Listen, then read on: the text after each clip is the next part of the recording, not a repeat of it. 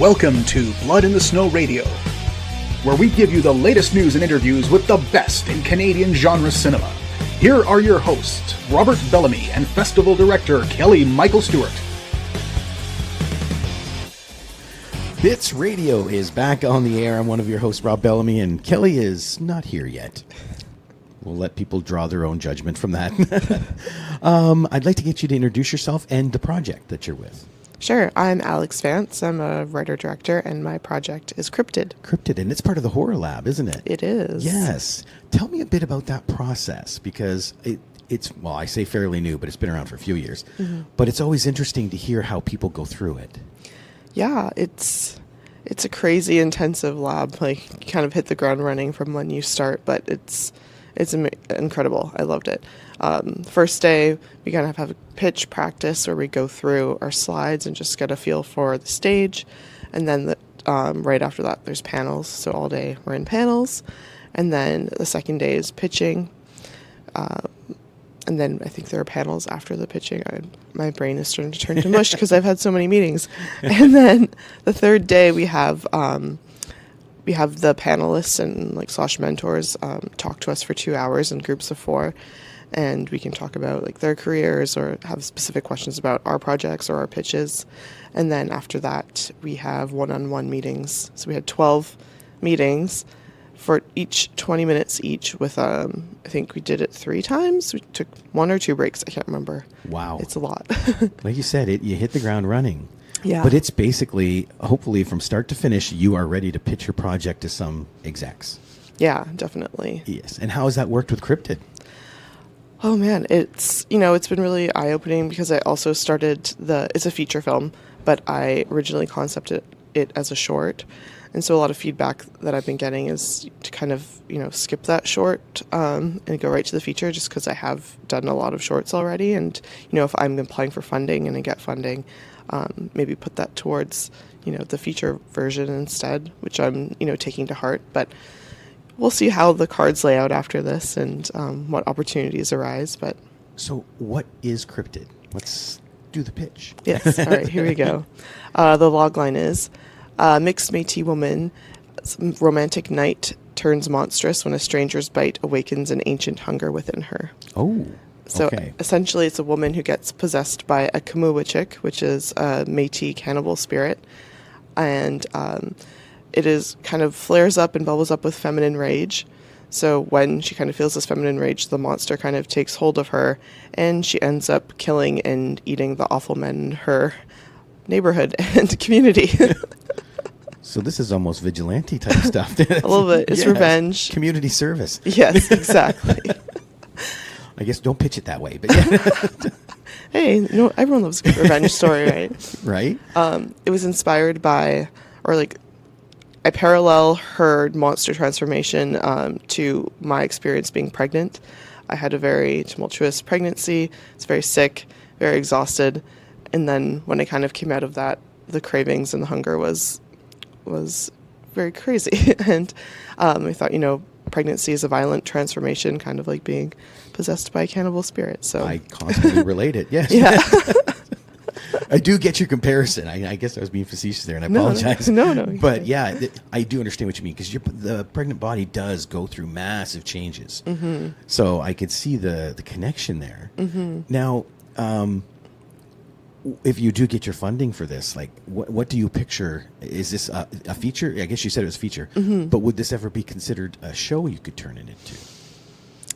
Or is it a kind of a story, a set story? Yeah, I think I'm very driven to the main character's story and her arc and her transformation, and I feel like that is and can be encompassed in a feature film. Though I'm not gonna say no to anything if people think this might be interesting for a series, and maybe there's an anthology of different women going through this transformation and how it takes a hold of their emotion and what that looks like, then that might be interesting to explore as well. Modern Crow. Yeah. Oh.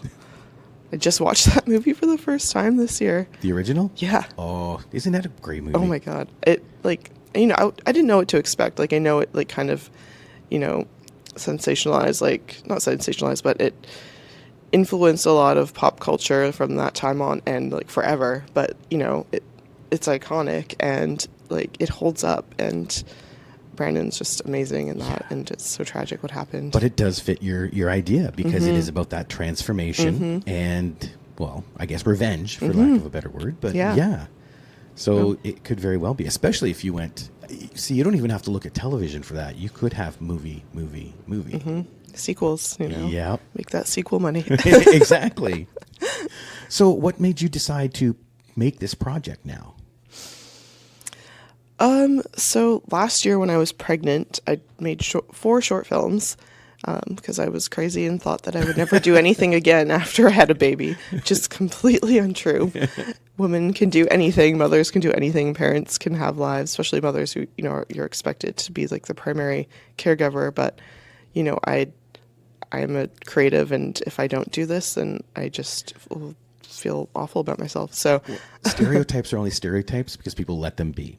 Exactly. So, there you go. You can fall into that stereotype, and like I would never judge anyone, because being a parent is so time consuming and hard. But I've worked really hard in my career to like get where I am, and I just wanted to do another project. And I actually submitted this to the Vancouver Horror Show BC Screenwriters Program this year, and it's their inaugural year.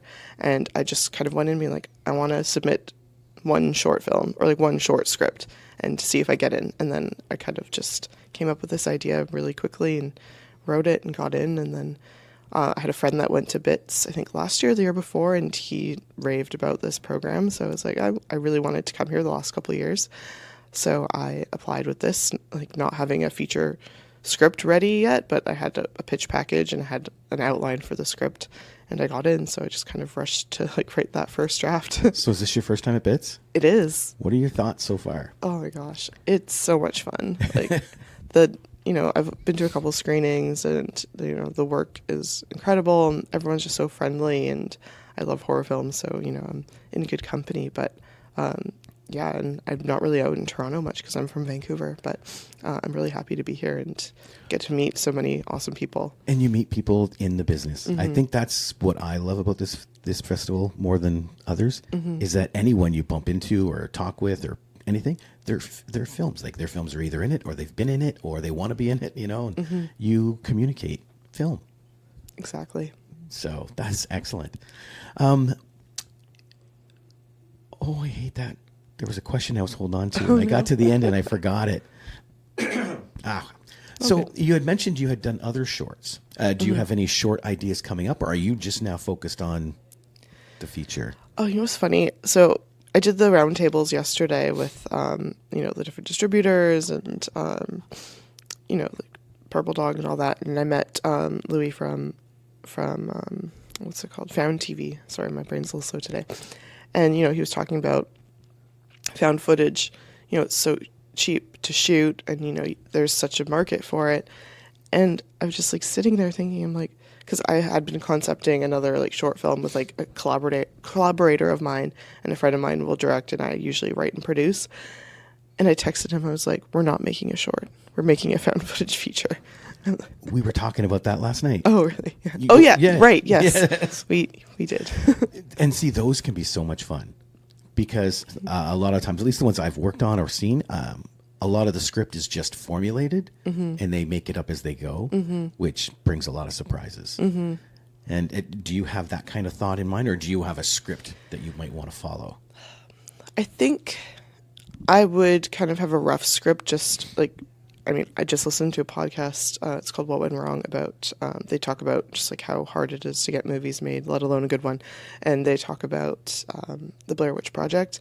And I knew like bits and pieces of how that movie came together, but listening to the whole story, it was just, holy crap. Like, it's crazy how that spiraled. And, there's a lot of thought that went into it, but, the fact that they just had like this big story outline and had improv actors go and do it and just knew those like beats to hit.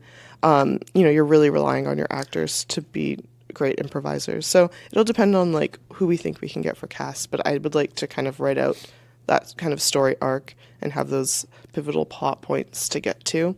But, you don't have to be like, if you want it to feel naturalistic and real, then, maybe not having everything super scripted is the way to go. Yeah, I find Blair Witch on the far end of the improv scale. You know, I'm with you. I'm going to have a bit more of an idea of the story, and people are going to be well versed in the universe, and then you can improv. But yeah, Blair Witch took a lot of chances. Oh, for sure. Now, it paid off. Oh, yeah. But I think that might be a luck thing. Yes. Right place, right time, and exactly. And they kind of broke the genre again, you know, so they could make any kind of mistakes they wanted. If they did that same thing now, it would be ripped apart. Oh, for sure. So, Yeah. like you said, right time, right place. But at least you have an idea going in, and Yeah. that's the best part. And now there's like a built-in audience for that, you know, whether or not they're going to love it or rip it apart, they're going to watch it either way. So, Yep. you know. And I will give you one piece of advice that was given to me. Jack Smith, he did a found footage film called, I'm looking at the cover right now, but I can't remember the word. Infuriation? Something like that. But he said while they're filming it, the toughest thing is you can't score it. So you have to find creative ways to add music to your scenes. And he did a couple really creative ways. So that's just, I want to throw that out there. One thing to keep in mind, because you're right. You watch a movie without scoring and it seems so boring. So you got to get creative. Yeah, I'm trying to think, like, did Paranormal Activity have a score? I don't think so. No. At least the first one did. No. Yeah. No. It built up a lot of tension too, which was cool. And then you rely on your sound design to really kind of punch it up. Right? Exactly. So yeah, maybe Jack's wrong. Maybe you don't need scoring. Ignore everything I just said. Hey, but you know, you can have like a radio come on or like a TV like come on and like play That's in the kind of background. what he did, yeah. You know, that diegetic sound that just feels natural. Yeah. But congratulations on that. Congratulations on getting on the lab. Thank you. Because, like you said, they are intensive. So. Yeah, and I applied twice before I could get in. So. Oh, really? Yeah, I did. But you got in and officially graduated Wednesday, right? Yes. Yes. Got my plaque and everything. Well, good luck on that. And thank you so much for being here. And Of we course. hope to have you back again soon. Yeah, I'd love to. Thanks. Thank you.